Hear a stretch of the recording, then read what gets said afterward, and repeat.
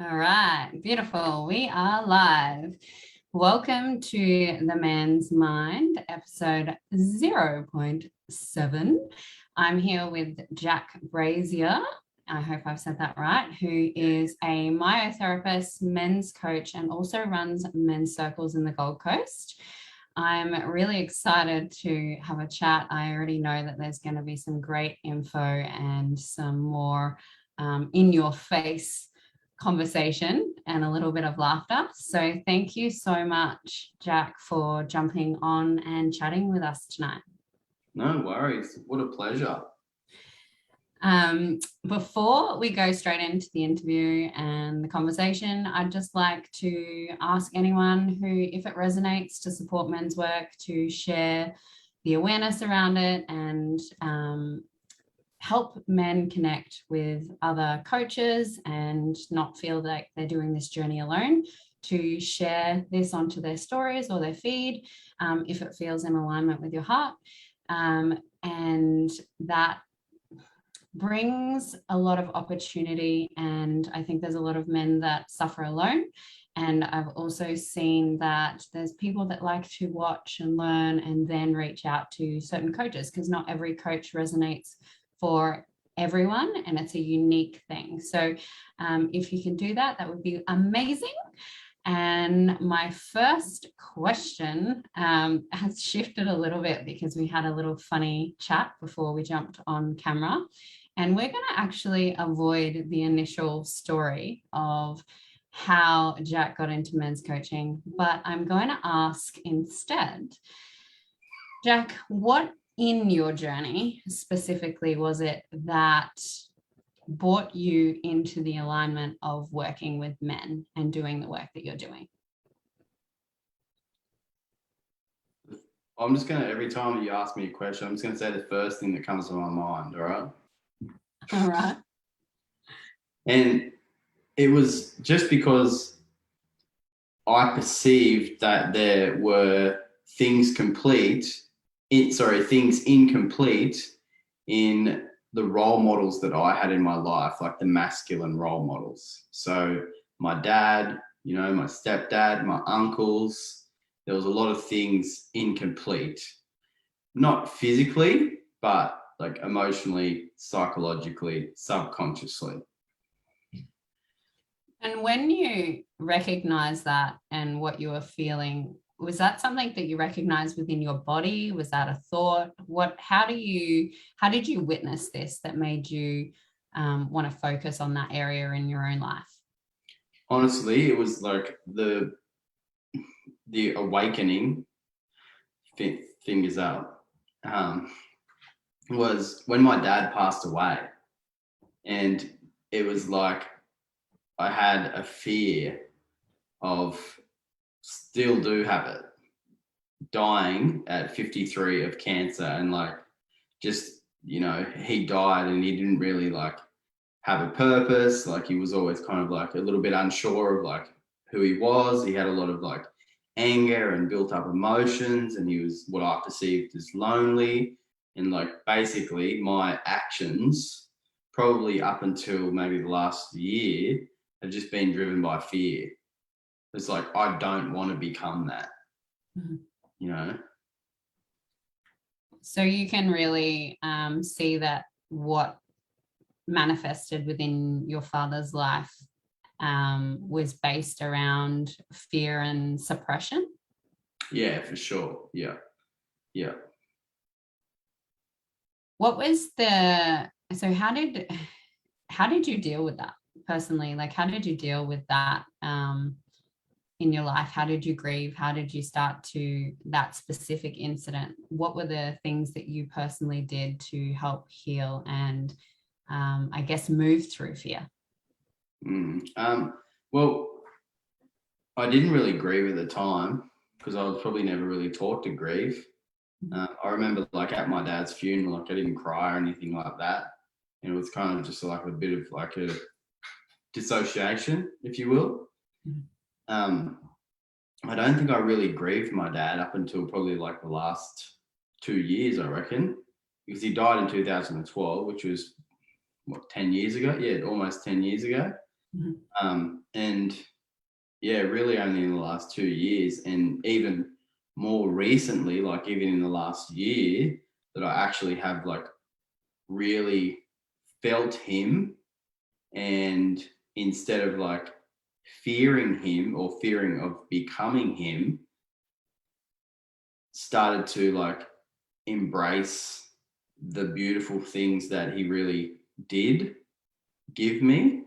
And so I think it was like maybe one of the first dates of when I was with Emily almost a year ago. Um, and I don't really believe in fucking spirits and all that kind of, well, I do, but I don't. I'm just like a bit up in the air about all that kind of stuff. I'm very open-minded, but not there yet.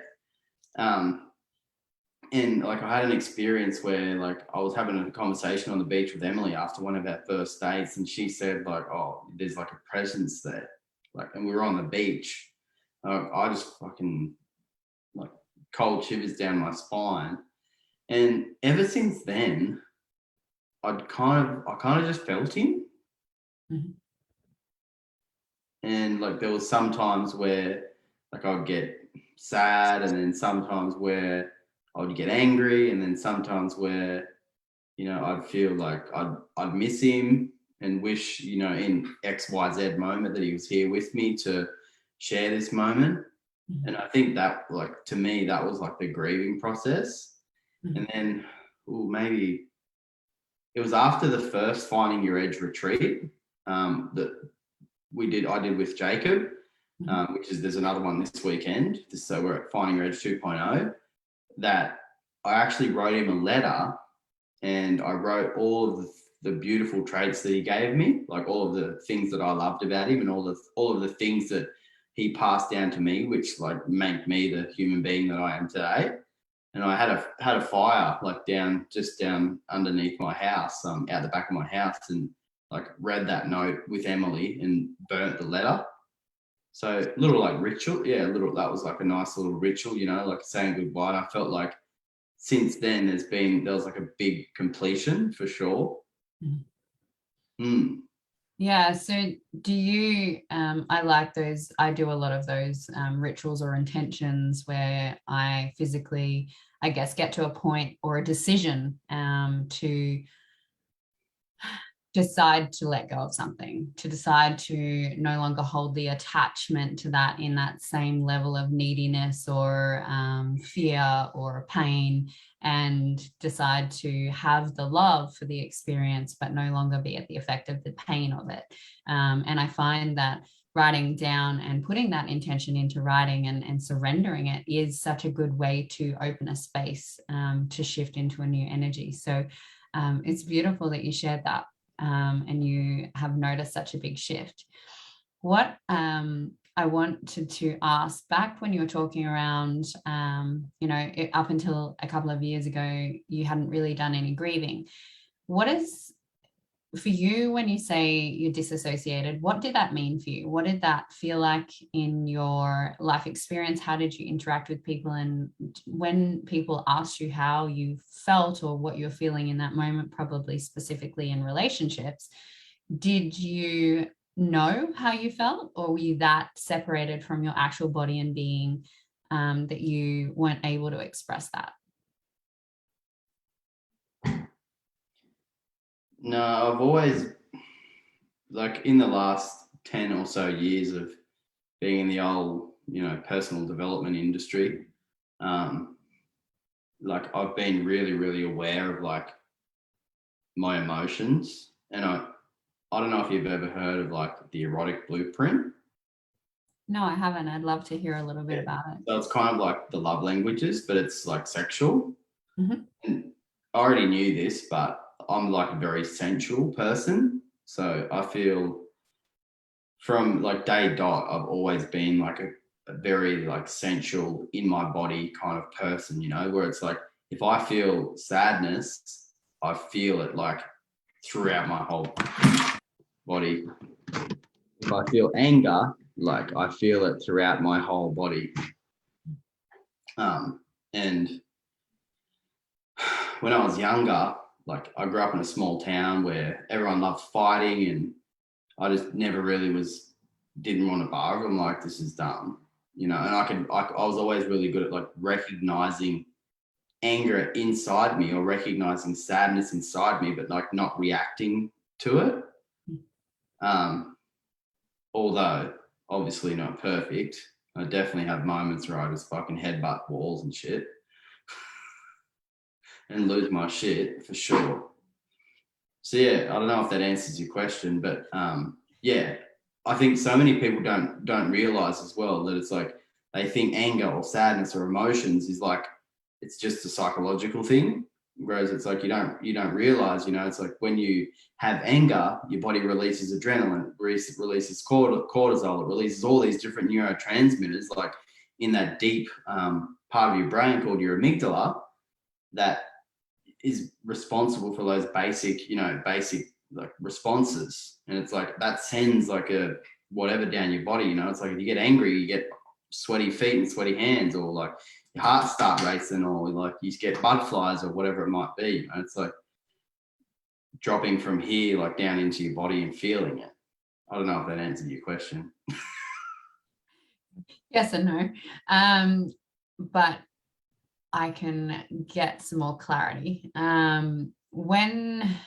All right, so when you feel anger now and when you move through that, how do you express it? What's your process of feeling anger in a more integrated way after going through a lot of your journey and what you help men in your coaching to do? Yeah, okay.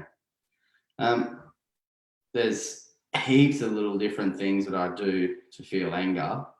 One would definitely be like to process it in an effective way, you mean? As in like get that out of my body on a cellular level and to allow that to be there. Yeah. One, definitely fitness. Two, like if it's in the moment and like I want to like smash a window or I'm really, really angry right now, sometimes I'll actually go up to the garage in my car and just sit in my car and like literally yell or like, yeah, yell and scream and swear and like do whatever I need to do, you know? So it's like, I'm not, I suppose, interrupting anyone's day-to-day life or directing at anyone. Yeah. Do you still have fear around expressing anger and how people can perceive that and how they can onboard that? Does that show up, say specifically in your relationship? Is anger a hard emotion for you to express in your relationship? Yeah, it really is, hey, because especially with the feminine, like you don't want them to, if you get angry, you know, to feel unsafe, because obviously there's that whole like the patriarchy, and like if you get angry and a woman's around, like even if it's not directed at her, it can like be perceived as a threat, you know, as threatening, like, oh, my safety is under threat right now because this person here is getting angry and they're like obviously bigger than me, more powerful than me, and they could potentially like physically harm me. So yeah, definitely. And really, really perfect example. I got home from training this afternoon and I think I had a really, really long training session and my glycogen levels would have been down and I was hungry and I got home and I started to make a smoothie and I actually spilt the whole smoothie over the floor and I've never done this before, but I fucking snapped. And I grabbed the smoothie glass and I smashed it on the ground. And then I also stomped on it as well and smashed it with my foot and just went and sat outside for probably 20 minutes. And I definitely noticed like what I was feeling was like, I broke this right as we were about to start the live video. So it's like trying to sit up and doesn't know what it's doing. It's a little bit annoying. Yeah, I noticed like in those little subconscious thoughts in the back of my mind, I felt guilt because I was wondering, like, oh, does Emily think that, like, I'm angry at her? Like, you know, does she feel like that was threatening? But yeah, it was like my little inner child come out to play because he got angry because he spilled his smoothie. Yeah, definitely. Did you address that with her at all, or is this something that you just sat and moved through outside and, you know, contemplated and processed on your own? Yeah, I just sat there for a bit. I went and had a shower, then I came and asked her, could I lay down with her? And I said, like, you know, that wasn't directed at you, hey. Like, and she knows that anyway.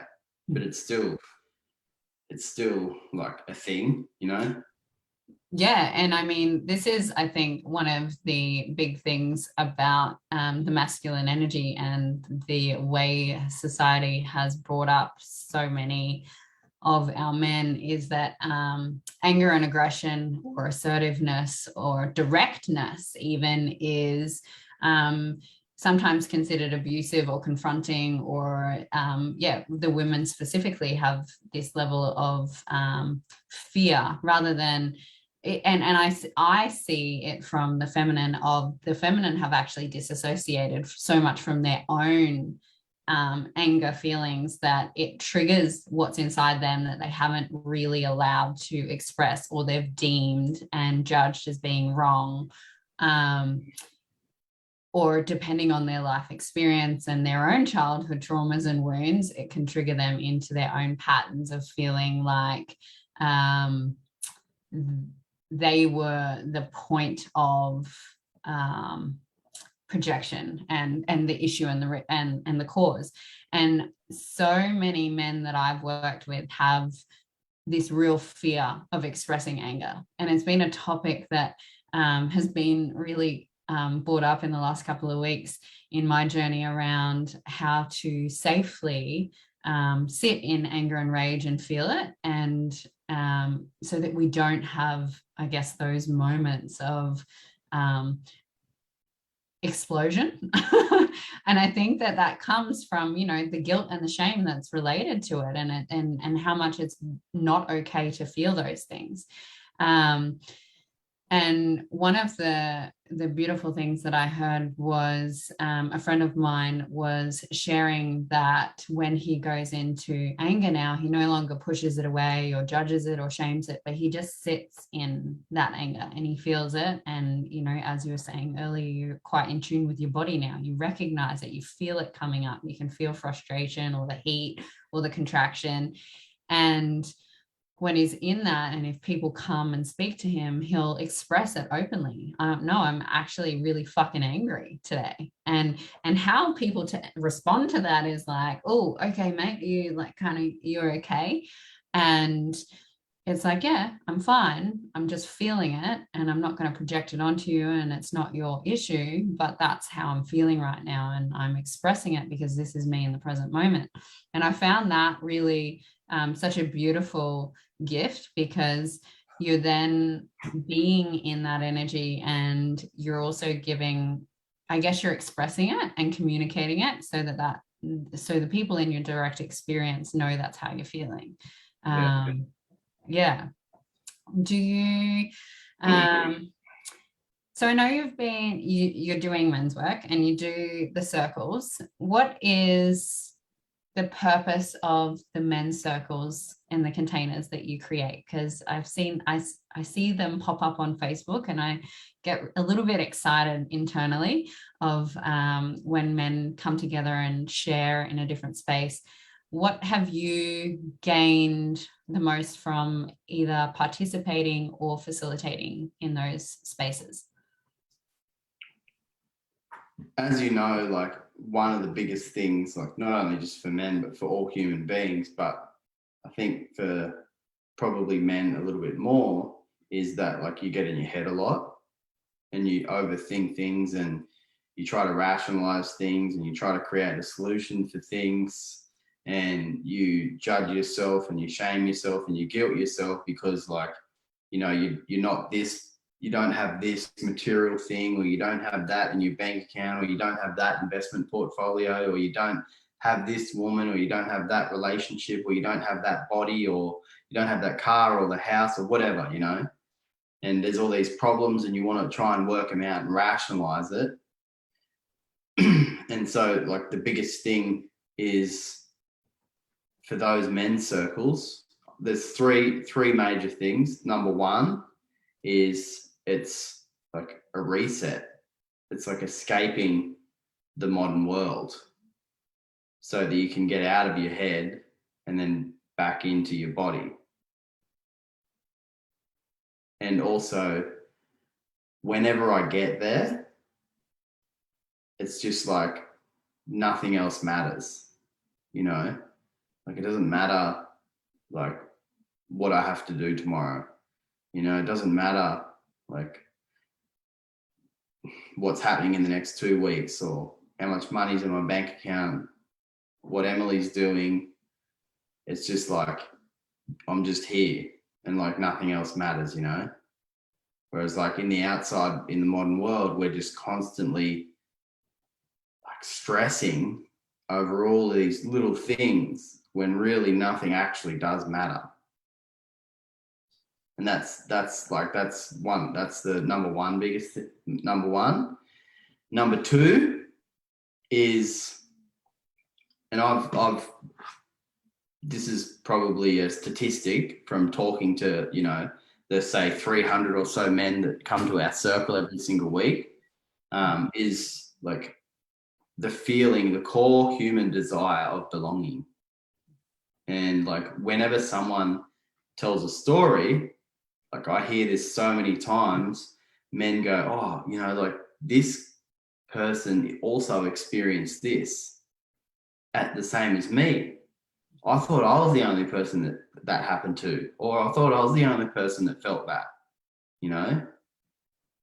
And I remember I've listened to Brené Brown and read her audio book, The Power of Vulnerability, about 3 times. And one thing she says in there that if you're having an experience or you're feeling an emotion at a certain time or you're going through a certain thing, like no matter how specific it is, I guarantee you there's millions of other people going through that exact same thing at that exact same time right now. And so that's number 2, is like not being alone, you know, like feeling like you belong, feeling like you're like, you know, you're not ostracized because of an experience you're having. And then number 3 is just like a brotherhood, you know, it's like mentors and like mates and like a community of people. And that's what people are missing so much at the moment, is community. Like it was my birthday yesterday and I got an espresso machine for my birthday and I just opened my house up like a cafe from 5:30 a.m. until 11:30 a.m. And I just said, everyone just come whatever time you want. Don't fucking text me or call me. Just rock up at my gate, come for your morning or mid-morning coffee and I'll make you a coffee. I'll take your order. Not like free charge, obviously. And I had like 40 people just like rocking in through my house. Yeah, I know. That's absolutely amazing and beautiful. And doesn't that just express, 1, how much people want connection, but 2, how much they want to gift you their energy as well on your birthday? Like they want to be there and give you something different and show up for you, but then also receive. And this beautiful exchange of gifting and receiving energy, and how much we are lacking so much of that, especially in the current time frame of what's going on in the world. And the thing that I've heard a lot from different men doing the men's work is that level of vulnerability and the belonging. And that's been definitely like one of the big things of the level of healing that men have when they actually open up to other men, and how much that shifts so much of them internally to be able to do that and to be that in that space and be supported, loved and nurtured and not judged and just be heard. Yeah.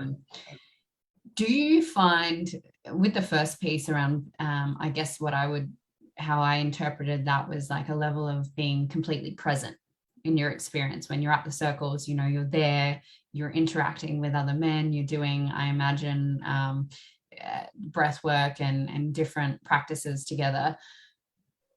Do you find that in leaving and for the men that go, they struggle to remain present? And are there different tools that you use to bring yourself into presence in the real modern world?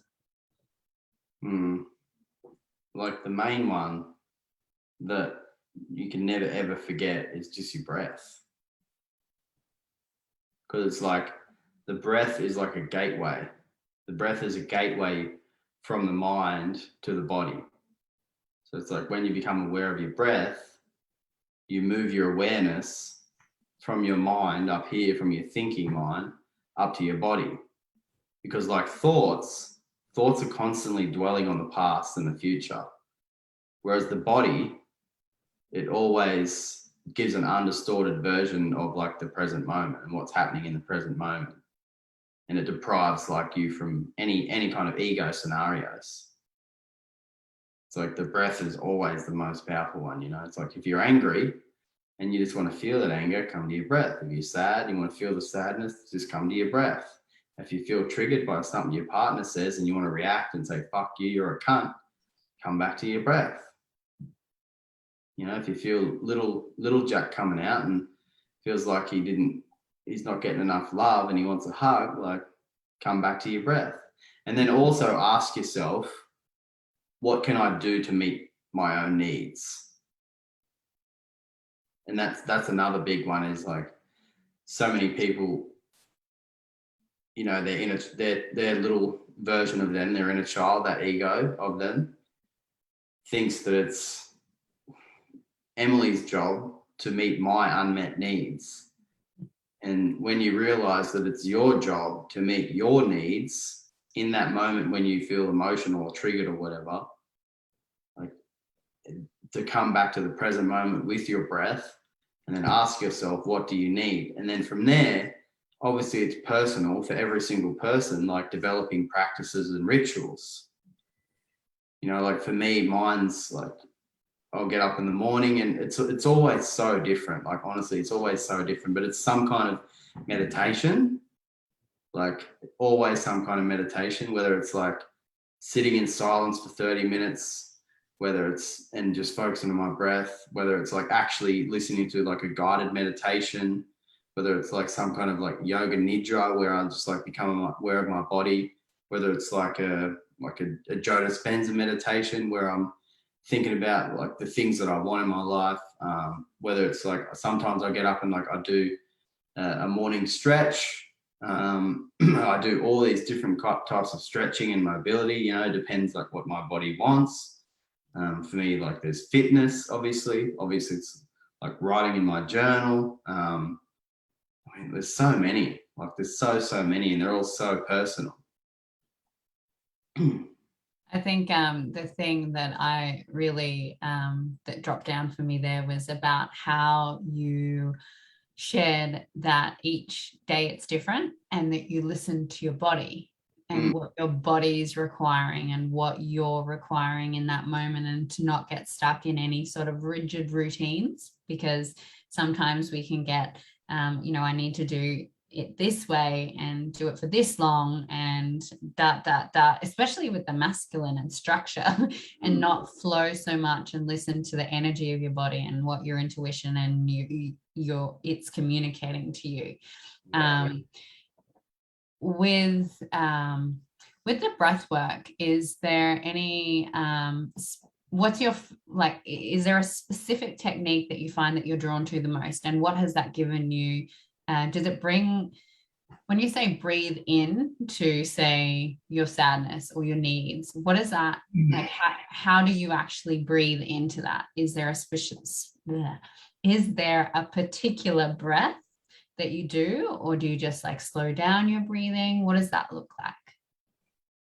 Well, in that moment, the most common or beneficial one that I would say that I would use is like breathing through the nose, and then a deep belly breath where you breathe down into your root and then into your sacrum and into your solar plexus, and you relax these muscles. So like these accessory breathing muscles, like the neck and the chest, because what do you think when I do this?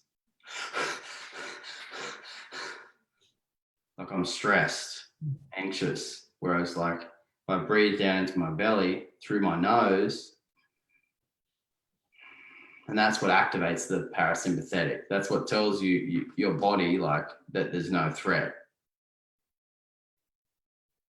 And usually if we're feeling emotions that we don't want to feel, we'll keep breathing like through our mouths and up here like this and tighten all these muscles up, and we'll go and do something to escape from that feeling as well. Whether, again, that's very personal. Drugs, alcohol, food, masturbation, etc., etc., etc. Going to Bunnings. Yeah, suppression.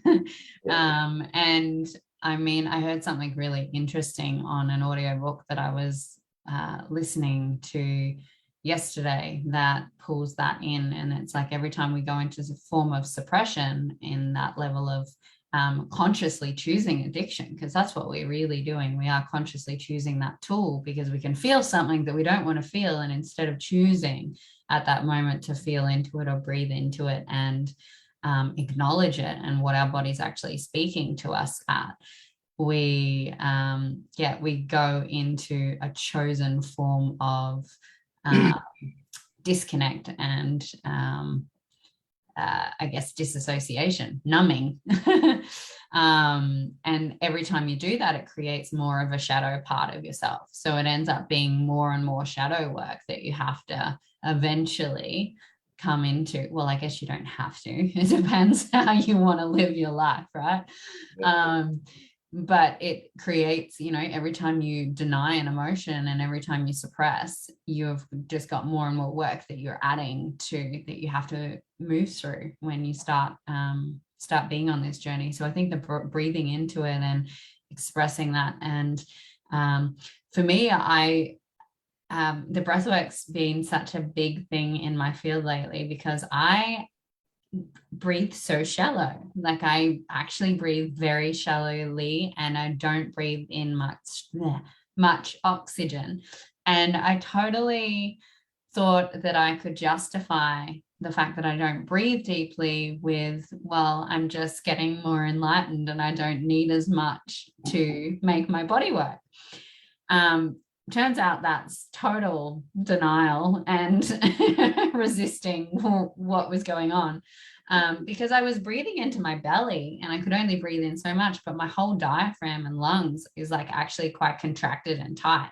So it was only when I started to breathe right into like my heart and my chest and my shoulders that I realized like I haven't been using my lung capacity and my whole diaphragm's tight and tense, that I can't actually express or vocalize to the place that I want to. So I'm not as calm and centered, I guess, as what I could be. So it was a big awareness just in that space of, wow, okay, I haven't been breathing properly, and this is a really big focus for me now. So I appreciate you sharing that and how you use that in your life, because it's definitely brought some value to me. I wanted to talk to you around I think you were talking about the nervous system and rest and digest, and what that is in your state of being, and what is that something that you use throughout your day, or is there times that you need to be in the fight, flight, freeze to act or be in your masculine, or is that more of just a triggered response? Like can you explain what rest and digest is and why that's optimal and when? Well, you can never just be in rest and digest, because your body doesn't work like that. And you can never just be in fight or flight, because I suppose you can be a lot of in it, but you can never completely switch off or anything in your body, can you? Until you die.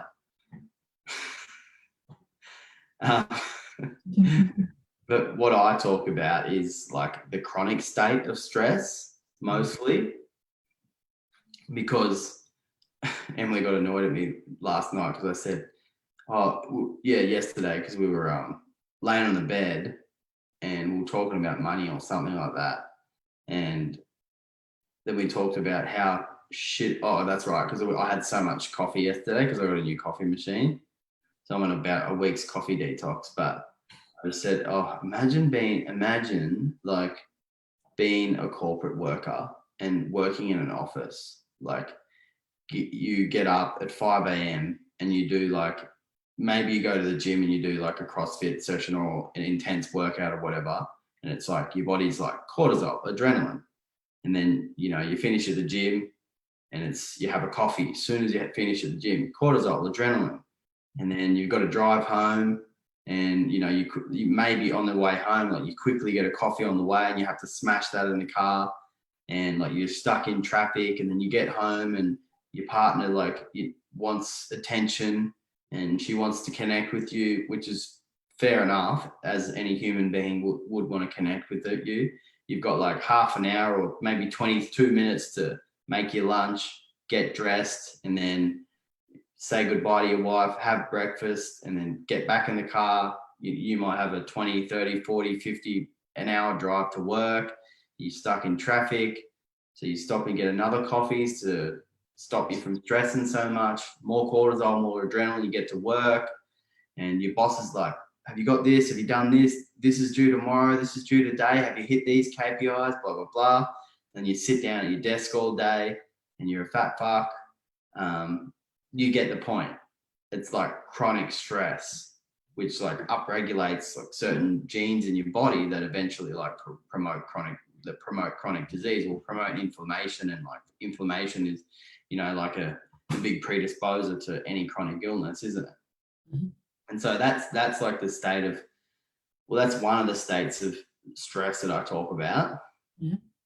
And, if your body's in that all day, then your nervous system's never going to get any kind of rest so that it can like regenerate all of the cells, from the energy that it's burned.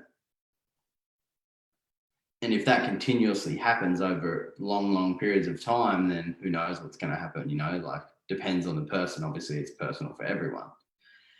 And then another one is like when you get triggered by what some other human being says, like not even by another human being, by your external world, and you get like a stress response because of like something that's happened in your external world that triggered a past memory, that's probably deeply embedded into your subconscious as well. And a lot of the time you're very unaware of it also.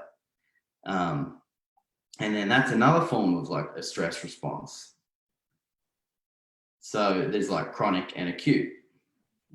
Obviously, like an acute stress response that would also turn into a chronic stress response would be like PTSD, and we've all got that to some degree. And I resonate and reflect as you're speaking about this, and I'm sure there's going to be many people that are sitting listening to this that do and can either see where they are in that and how much they spend in that, because I know back before I really started doing like intense daily, minutely, secondly work on myself, it took me to get to a point of having I guess what you would say being in chronic stress, of being in fight, flight, freeze. And when I looked at it, I was like, I actually don't know when I haven't been in fight, flight, freeze. When I look back at my life, and it had created, or I had created, because I believe that I created that within my own subconscious mind and beliefs and my traumas and my experience. Adrenal fatigue, which then turned into Addison's disease, which is basically when your cortisol is too high, and then you get a deficiency. And when you don't have enough cortisol, you end up in a coma, and worst case scenario, die. So having seizures and all other stuff attached to it. That was my point of like, hang on, whoa, what's happening with my body? And as you said, it manifests differently, but being in the chronic, but then also having so many of the acute symptoms throughout, that was just keeping me in this state over and over and over and over again. And the only way that I found for me to actually soothe and quiet my nervous system and come into some more calm was looking at more of the acute triggers and trying to, I guess, not get so reactive to those, to start to calm it. And then things like meditation and exercise and all of those other processes. But do you find, when you work with the clients that you do when they are in a space of, say, being in chronic stress, what is your recommendation to start to calm the nervous system and the body? I want to just touch on one thing as well, but I'll definitely answer that. Mm-hmm. For a lot of people, that state that you're talking about, like stress or anxiousness, like we don't realize, but you keep, obviously, like you've just said, going back to that state because that's the state that you've been conditioned to be in. And now your body thinks that like that is normal and it perceives that state as safe, even though like it's having a physical or physiological effect like on your body, like in regards to your health, your brain is actually registering that as safe because that's how it's been conditioned. And that could be, you know, like there was constant like turmoil, emotional turmoil, like in your childhood growing up. And there was always like this kind of like level of like uneasiness like within your household. And it's like there might have been anxiousness and that then your subconscious is registering that as safe. So it will lean towards anything like in your external environment that will get you that feeling, like that physiological feeling, because it thinks that that's homeostasis, which is like a state of balance and a state of equilibrium, even though it's actually not really. It's all right. Remember, it's authentic and real.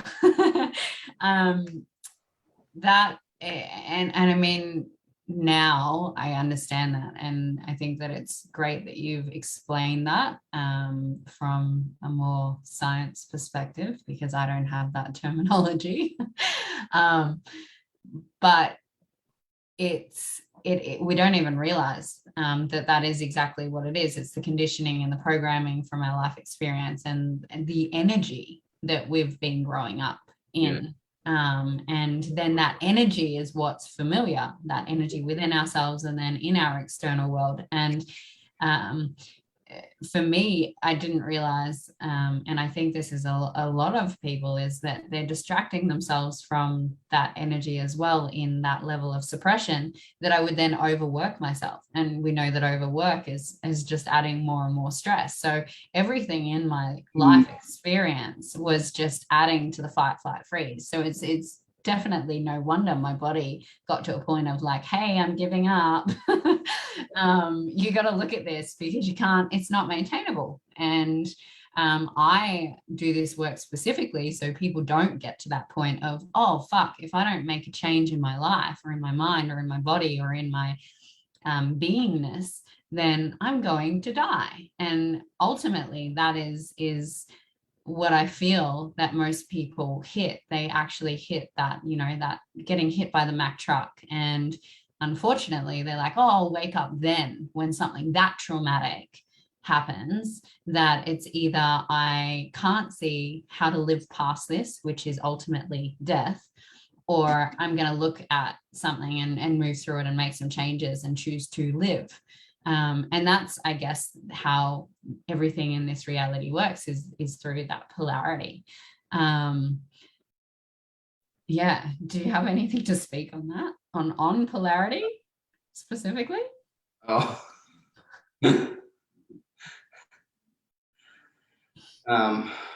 I do. I've got lots. Yeah.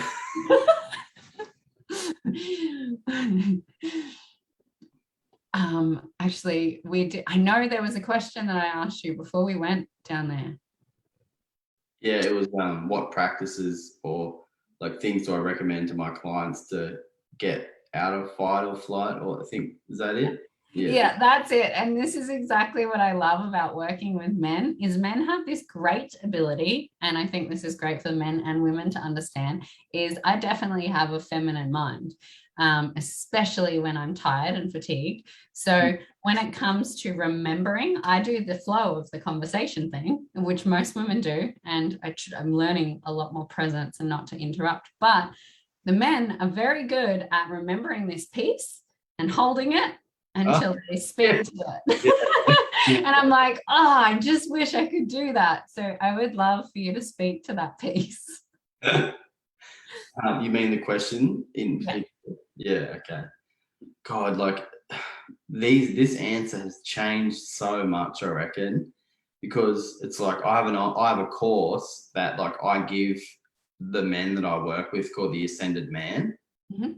And it's got like the foundations of it are like making a promise to yourself, and then it's like health, and then it's like the three masculine pillars, and that's like pretty irrelevant actually, to be honest now.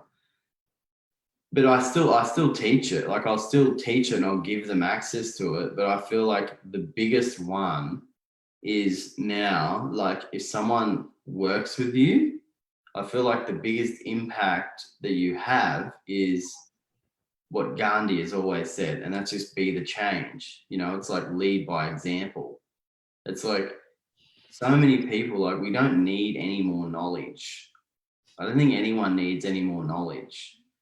It's like we get so much out of just like seeing other people do things, and we will naturally follow. So it's like the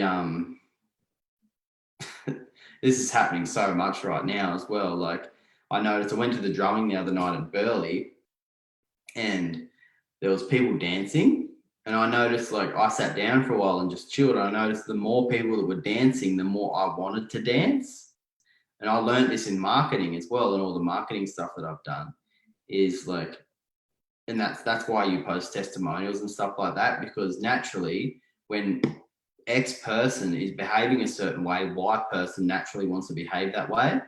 And the more you see X people acting that way, then the more that Y person wants to act that way.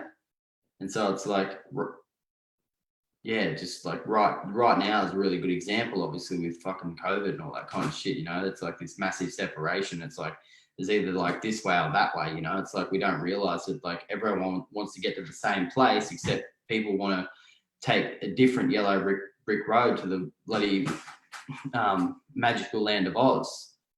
And there's no like right or wrong yellow brick road. It's just like a yellow brick road, and whatever yellow brick road you want to take, good for you. But yeah, back to that. Like I feel like the biggest, like obviously I give everyone the tools, you know, and like if they ask me questions, I'll answer them, and I'll guide them to like you're doing right now, like, you know, intuitive questioning. But it's more just like leading and like being an example and showing what it really is to like be integrated and embodied in something. Because like I said, you know, it's like if knowledge was the key, everyone would have 6 packs and drive Ferraris and have $1 million. That's it's so funny. Actually, it's not, when you know how the universe works, but almost every single point that you've brought up in the way the conversation's been directed has reflected something that like has been in my field in the last week and a half. So it's that conversation of the more that you layer off and become more integrated with yourself, the less you tend to project or speak or give, I guess, and you start to be the change. And it's like, it's not what I'm actually giving to you, because my field. Yeah, it's what I'm being for you, the level of presence and the level of energy and holding space and helping that person to come into their own knowledge and their own information and their own awareness, rather than the sort of textbook sort of style of like understanding this, and this. If you're overwhelming the mind, then you're not really getting to that point of shifting inside the mind, body, and the soul. So I definitely resonate to that with you. And the more that I move on, the more I'm like, wow. And it takes off a lot of judgment as well, because I'm sure, being a coach, that sometimes you're like, am I giving enough value? Like, am I giving enough? Am I being enough for this person? And really, when you sit in that space and you're being present and you're intuitively, questioning and helping and holding space, and you're in that interaction with someone, then they're receiving exactly what they need to receive anyway. So the value is right there, because whatever comes up for them is exactly what they need in that moment to move through whatever lesson and awareness. Yeah, definitely, for sure. So weird to think that like people just pay to like be around you. I think that's a part of my brain that I still haven't quite like come to terms with, of like people paying to hang out. All right. So I know that we haven't specifically touched on childhood traumas, but I would like to know what, I mean, you did talk about it with illness, what your perspective is on how childhood traumas actually affect and manifest in physical pain or injury, and whether or not you feel they're linked, and what your understanding and knowledge is in that arena.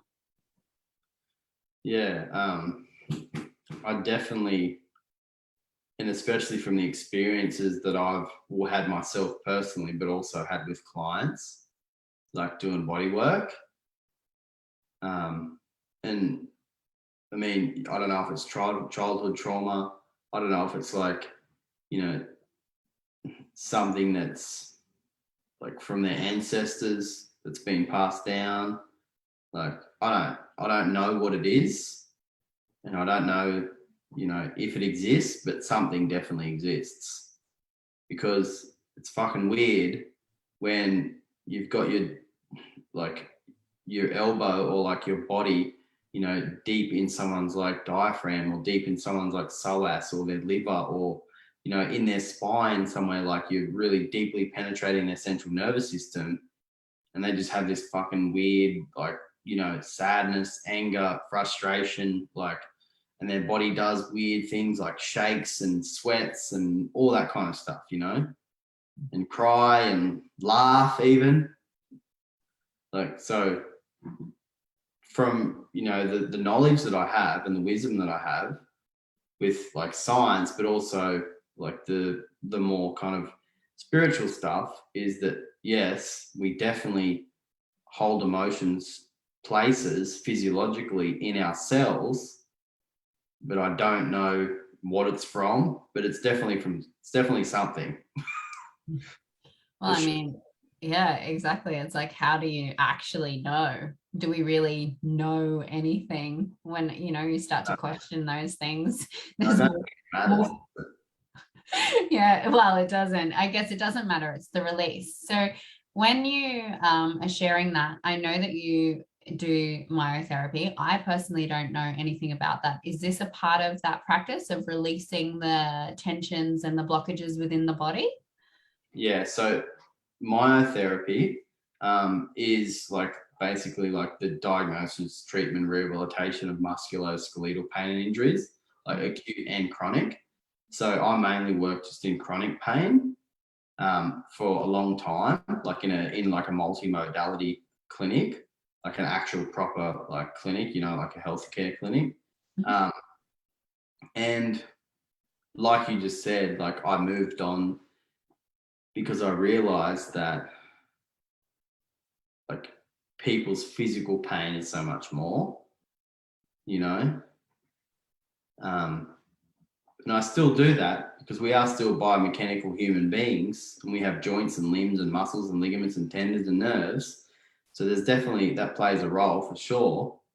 But now I do like a type of body work, and I made it up myself. I founded it myself, just called the nervous system reset. That's where I just use like deep points in people's central nervous system and through the vagus nerve as well, to and guide people like on a journey, basically with body work, and obviously like really deeply manipulate their nervous system so that like they can feel whatever they need to feel, move whatever they need to move, and it takes them from that like that stress, whether it be chronic or acute, to the rest and digest. Because your vagus nerves, you're responsible for your fight or flight. So it actually controls your sympathetic, parasympathetic, your stress response, and your rest and digest response in your body. Yeah, beautiful. I love that you have used the modalities that you've learned from, and you've used your own awareness and your own journey and your own understanding of your own body, and what's worked for you to put together something that covers, because my personal belief is that you have to work on to truly shift and change. You need to do the mind, body, and the energy component. So what I'm hearing from the process that you've developed is you're working with the body that's also triggering the energy, and you're also doing a level of coaching and verbally helping them express the mind and the emotion attached, so that you get the full reset. Yeah, definitely. Yeah. Amazing. Because like even how you talk about energy as well, like by the end of it, like people are just like their cells are buzzing. And you know, a lot of people would say like, oh, you know, when you say like, oh, I can feel your energy, or if you were just you know, like if you didn't really understand that, you're like, oh, that's like real spiritual and woo woo. But like for me to actually move my finger, like there has to be a message sent from my brain to my spine down to my finger to tell my finger to move. And that message gets sent via a neural pathway, and it gets sent by a neuron, and a neuron is actually 14 millivolts. So it's energy, electricity. So 1,000 millivolts is 1 volt. So it's actually energy. Whether you believe in, like, if you think that's woo-woo or not, it's not, because it's fucking real. And I think that's the one thing that like drew me so much to like I don't really specifically identify with being spiritual because of all the judgment, and I sort of see myself as being more conscious and aware. But when it comes to energy and communicating that, energy is totally science. And that's the kind of information that I'm like, retain that, because the people that, you know, start to think, oh, you know, energy is rubbish. It's like, well, actually everything in the entire universe is made up of energy, and that's how we are constructed. We're just like cells and energy vibrating at different frequencies. And if you can start to get your head around that, and the science of that, then you can start to understand how quickly you can shift and change things, because and energy is so transformable so quickly, and why I believe that you would be having amazing results with the work that you're doing in that space. So good. I love it. Beautiful. Mm-hmm. So I would love you to share what's coming up for you, what's available for people watching this that would want to contact you, that would like to follow you, where they can get in, you know, what your Instagram pages are, whether you've got a website, what upcoming works you have. Well, you can't get a ticket because they're sold out, but Jacob and I are hosting Finding Your Edge 2.0 this weekend, which that's a men's initiation retreat. So sorry, but I think all the tickets are gone. Maybe there's one left. I don't know. And also, obviously, I do myotherapy. So I do myotherapy as a treatment and diagnosis of musculoskeletal pain and injuries, but I also do myotherapy as just the nervous system reset. So you can, if you go on my Facebook page, which is facebook.com/Jackie Brazier, JACKY BRAZIER, you'll see my link tree there, and that's got like book on initial myotherapy, book ongoing, and then book nervous system reset as well. And then my Instagram, which is Jack_Brazier, same. It's got book initial, and then it's got also, there's another little link there that says like apply to work with me 1-to-1, men only. And my work with me 1-to-1 is called Intimate Ascension. And so I just work with men for either 3 or 6 months. And I just take only 6 men at a time. Mm-hmm. Yeah. Yeah. And obviously we've got Men's Weekly Connection, which you have to be on the Gold Coast for that. And that's a little weekly connection that Jacob and I founded. Yeah. And obviously, as you can see from our social media, that's getting quite busy. Yeah. I have been watching it grow each week and being like, oh, this is pretty amazing. This movement that's happening and the energy and that I feel, and I love watching the little videos because I got a couple of the guys that participate in that on my page as well. So I get to I feel like I get to be involved in that beautiful energy. Is that a free thing, the Men's Weekly Connect? Absolutely free, yeah. And that'll always be free.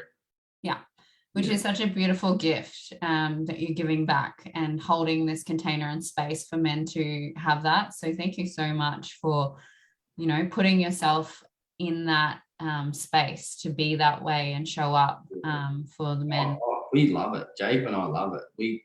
We literally go out there and sleep on Friday night on the rocks and sleep under the stars. It's like, yeah, it's as we get as much out of it as what we put into it. Yeah. Otherwise we wouldn't do it. Otherwise, would we? Yeah. Love work, isn't it? It's like it just fills your heart and your soul. Yeah. But we get rewarded for that as well, like, business wise. And that was never the intention, but it just happened organically like that. And so now we're like, okay, cool, let's keep doing this.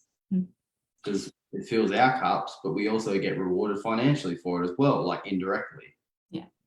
Yeah, exactly. And the different opportunities that pop up when you decide to lead from your heart and from your soul and your purpose. And that's when you're fully in alignment, because your external world will be mirroring that back for you. So awesome work. And it's been a big fan from far away. Yeah. You live at the beach. Well, I'm between Airlie and Mackay, so I was hoping to get down and visit, but with everything in COVID land, I decided to stay up where we're like non-affected, just for selfish reasons, really. Fair. All right. Thank you so much for your time, your knowledge, and everything that you've shared with us tonight. I'm so grateful, and I got a lot out of this chat. And I'm sure the people that have been watching would have had drop down after drop down of awareness. I know that you did mention that you've only got a small limited space for one-on-one clients. Do you have any openings at the moment? Yeah, I do. I do have a couple. Yeah. Beautiful. All right. So I will, what I'll do is I'll put some Facebook links in the comments, and this will get uploaded onto YouTube tomorrow, so that you can share the link. And for anyone watching, so you've got that so that you can catch up and you can listen to it while you're driving, so you don't have to watch the screen. I know how annoying Facebook can be at times. So there'll be all of those possibilities to catch up on this at a later date.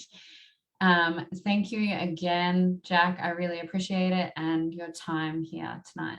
No, thank you for giving me the opportunity. I appreciate it a lot. And you are, yeah, that this is like what you said, doing this, is it been once a week? Yeah. Once a week, like to do that consistently, to show up consistently like that. It's like I take my hat off to you for doing that. Yeah, beautiful. Thank you for that recognition. Especially doing it alone as well. It's like you only have yourself to keep yourself accountable. Trust me, there's been a few moments where I'm like, oh, I want to throw the towel in. And then I'm like, no, I actually don't. I love these calls. Like I really get so much. And I see the feedback, the feedback that comes through, and just the other people on the calls and how much they're getting from the conversation. So it's truly a gift. And I think that when we show up for ourselves and others and that energy expands, no matter how many people it actually reaches in, I guess, the physical form, you've still got that energetic contribution to the collective. And that's super important to me. So yeah, definitely. Just be the change. Keep being the change. Be the change. Beautiful. Thank you so much. And it's good night from us.